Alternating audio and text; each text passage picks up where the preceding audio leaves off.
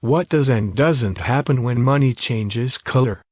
On May 19, the finance minister said, the scope to whiten black money will be there as long as undisclosed incomes will be there.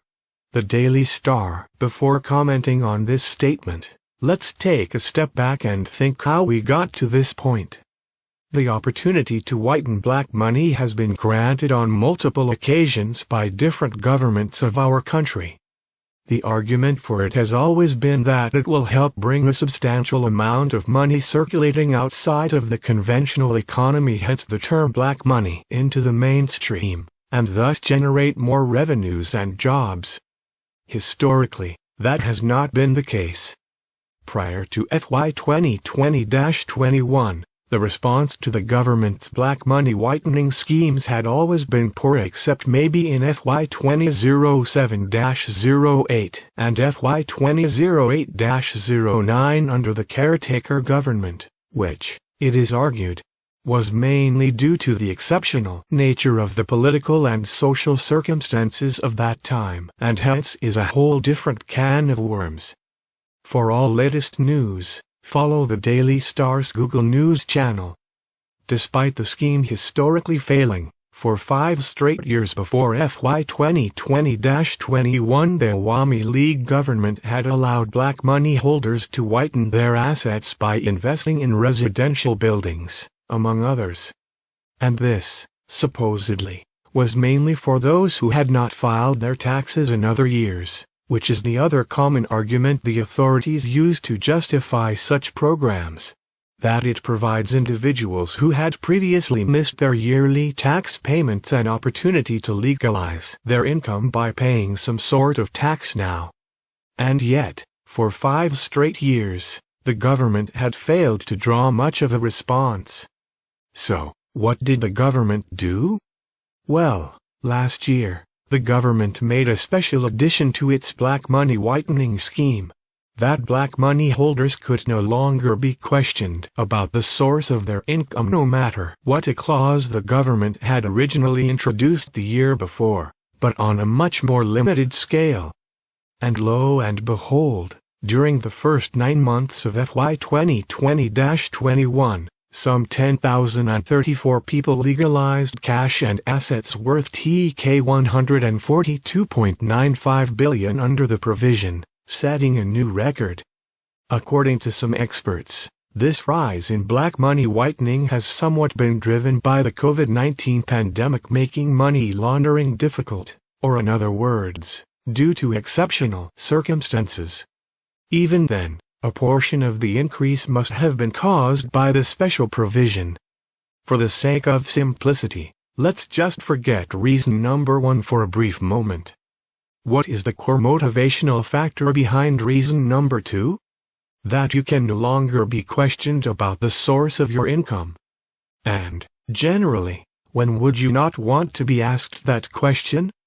When the source of your income is crime and/or corruption. So the argument that this facility is there to help ordinary citizens who missed their previous year's tax payments to whiten their income does not hold water.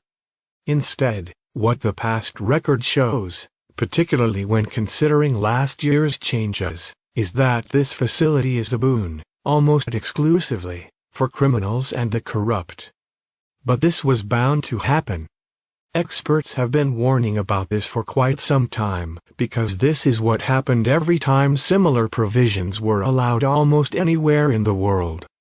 According to Dr. Debapriya Bhattacharya, Distinguished Fellow at the CPD, money earned by committing crimes and corruption is being termed undisclosed income and being whitened by paying tax.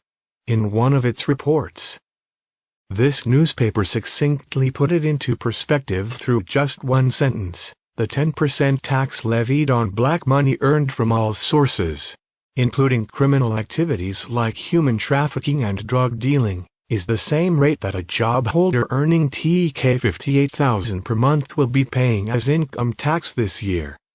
Because corrupt individuals who have amassed astronomical amounts of money are getting amnesty just by paying a nominal amount of money as tax. This money whitening scheme will sharply increase economic discrimination in the country, according to eminent economist Raymond Savon.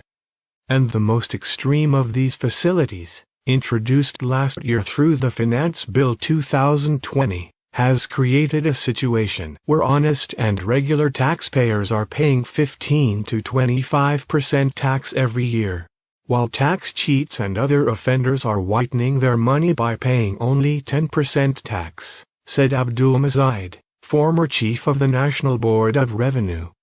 Even the honest industrialists and investors are being discouraged. Why would they pay 15 to 25% tax this year when they can just wait a year and then whiten their money next year by paying 10%? This is possible when the government keeps providing the facility year after year. They may still pay their regular taxes if they are moral. But the question is, why do we have a law that encourages even moral individuals to commit immoral acts? In light of all this, it is unclear what message the finance minister was trying to convey, as it is still unknown what facilities the government plans to provide in the next budget, set to be placed on June 3, in relation to black money whitening. However, if it was meant to be literal, then it was very irresponsible. What are people to make of it? That it is all right to have black money, because the government will continue to give you the opportunity to whiten it, and for cheap? That money made from drug dealing, human trafficking and other criminal activities can now freely enter the mainstream economy under a special provision, and we are all to accept that it is for the greater good? And what good is a special opportunity when it becomes so frequent?